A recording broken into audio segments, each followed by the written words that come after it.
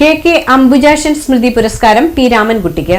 സാംസ്കാരിക പ്രവർത്തകനും ചരിത്രാന്വേഷകനും നാട്ടറിവ് വിദഗ്ധനുമായ കെ അംബുജാക്ഷന്റെ പേരിൽ അനുസ്മരണ സമിതി ഏർപ്പെടുത്തിയിട്ടുള്ള 2026 പുരസ്കാരം കൊടുങ്ങല്ലൂരിലെ സാമൂഹ്യ സാംസ്കാരിക പ്രവർത്തകൻ പി രാമൻകുട്ടിക്ക് സമ്മാനിക്കും.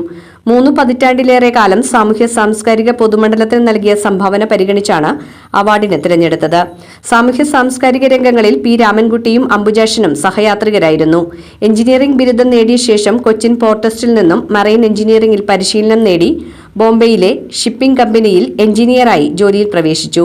സർവീസ് അവസാനിപ്പിച്ച് നാട്ടിൽ തിരിച്ചെത്തിയ ശേഷം കുടുംബം പാരമ്പര്യമായി ചെയ്തു വന്നിരുന്ന വസ്ത്രവ്യാപാര മേഖലയിൽ പങ്കാളിയായി.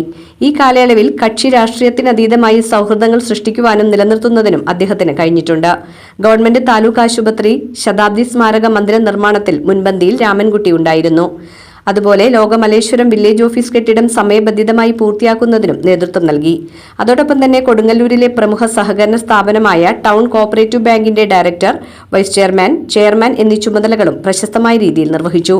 മെഡിക്കെയർ ആശുപത്രിയുടെ ചെയർമാനായി 15 വർഷം പ്രവർത്തിച്ചു.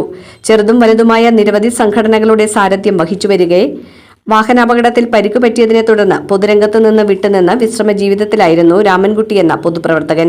ജൂലൈ 28 കൊടുങ്ങല്ലൂരിൽ നടക്കുന്ന ചടങ്ങിൽ പുരസ്കാരദാനം നടക്കും.